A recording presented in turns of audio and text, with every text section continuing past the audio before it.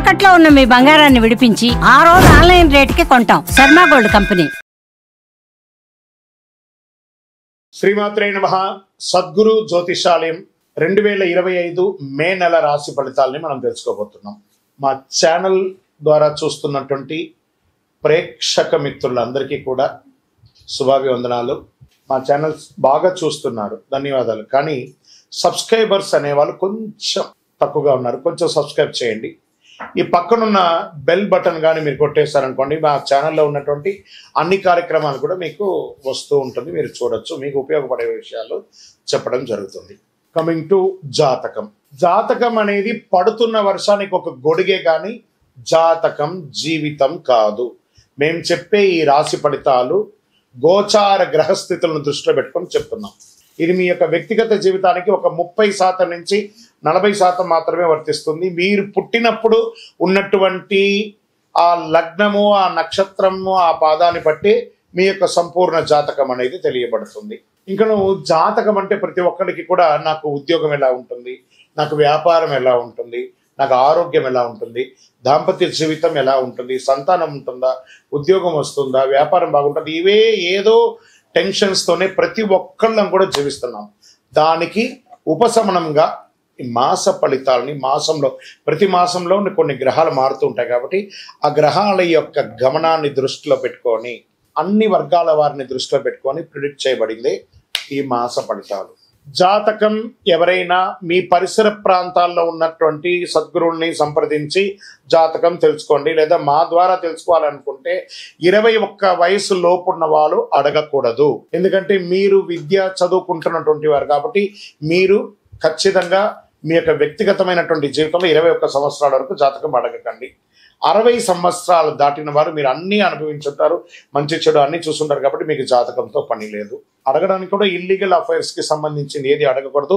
నాకు అప్పులు బాగా ఉన్నాయి, జాతకం చెప్పనంటే ఎవరు చెప్పరండి. మీ అప్పులు తీసుకున్న చోట ఖచ్చితంగా కష్టపడి ఇవ్వండి, అదొకటే జాతకానికి ఉన్నది. ఇప్పుడు మనం 12 రాసుల్లో ఒక్కొక్క రాశిగా మనం చెప్పుకోబోతున్నాం.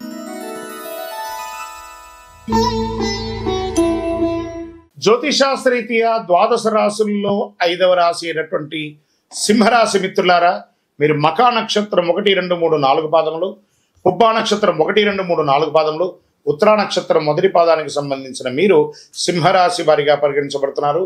ఈ మే నెల 25 శుభాశుభ ఫలితాలు ఎలా ఉన్నాయంటే సగటు కంటే కొంచెం తక్కువ.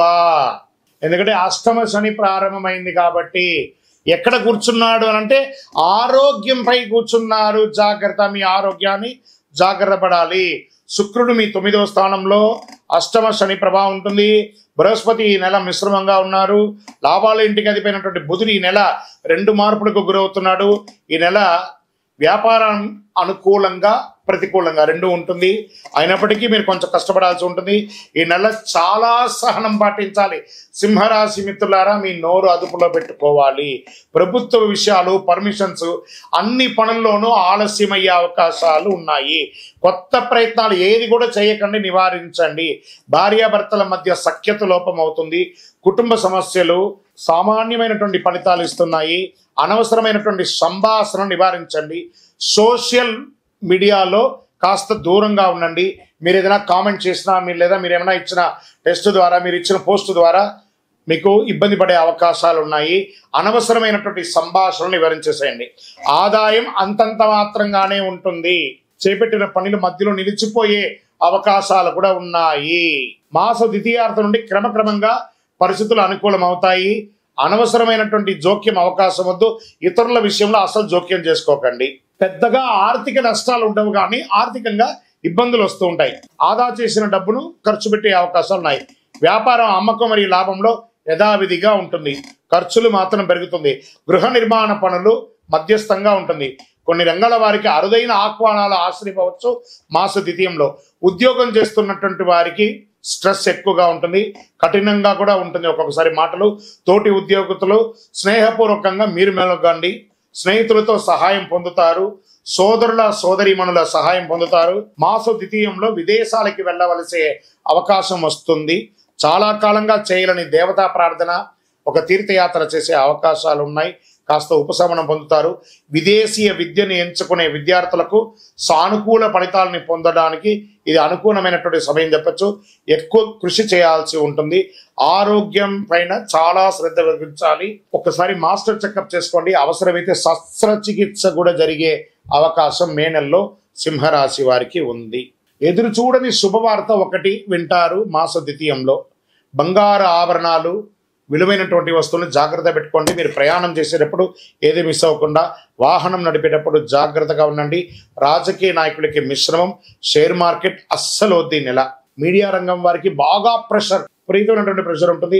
ఐటీ రంగం వారికి కొంతమందికి ఉద్యోగాలు రావడానికి లేట్ అవ్వచ్చు, లేదా కొంతమందికి ఉద్యోగాలు తొలగే అవకాశాలు ఉన్నాయి, లేదా కొంతమందికి ఉద్యోగంలో ఏమి చేయాలో తోచని ఒక స్థితి కూడా ఉంటుంది. నూతన ఉద్యోగ ప్రయత్నం కాస్త కష్టసాధ్యం. ఈ నెల లక్కీ డేస్ అని చెప్పుకుంటే 3, 6, 8, 14 తారీఖున బాగుంటుంది. Lucky numbers 4, 7. చంద్రాష్టమం మే నెల 2022 5 2025 12 గంటల నుండి 24 5 2025 వరకు 1:48 మధ్యాహ్నం వరకు చంద్రాష్టమం ఉంటుంది. జాగ్రత్తగా ఉండండి. పరిహారం: నవగ్రహాలకి వెళ్ళి ప్రదక్షిణం చేయండి. సింహరాశి మిత్రులారా, మనకు సమయం బాగాలేనప్పుడు దైవ ప్రార్థన అనేది చాలా ముఖ్యం. ఆదివారాల్లో గణేష్ ఆరాధన చేయండి, సూర్య నమస్కారం చేయండి, శని భగవానుకి తైలాభిషేకం చేయండి. ఎంత వీలుంటే సైలెంట్గా ఉండడానికి ప్రయత్నం చేయండి. గమ్ అన్నంటే పెదాలు ఎలా తుక్కుపోతున్నాయి, అలా గమ్ గణపతి నమః అన్నట్టుగా ఉండండి. అతి శక్తివంతమైనటువంటి కరంగాళిమాల, అందులోని మీకు అష్టమ శని ఉంది కాబట్టి ప్రత్యేకించి శని భగవానికి ఇష్టప్రీతి అయినటువంటిది జమ్మి. ఆ జమ్మికి సంబంధించినటువంటిదే ఈ కరంగాళి. ఈ కరంగాళి మాలను ధరించండి. ఆరోగ్యంగా ఉంటారు, ఐశ్వర్యంగా ఉంటారు, జన వశీకరణ అవుతుంది. మీ పైన ఉన్నటువంటి ఇక చెడు ప్రభావం అంతా తొలగుతుంది. మాలను వేసుకోండి. మీ ఇష్ట దైవంలో వెళ్ళి మీ వయసు ఎంత ఉందో అన్ని దీపాలు వెలిగించండి. మీ యొక్క వ్యక్తిగత జాతకం తెలుసుకోవాలనుకుంటే కింద కనబడుతున్న మా నంబర్కి మీ పేరు, date of birth, time of birth, place of birth WhatsApp చేయండి. కాల్ చేయకండి, వివరాలన్నీ మీకు అందిస్తాము. విజయోస్తు.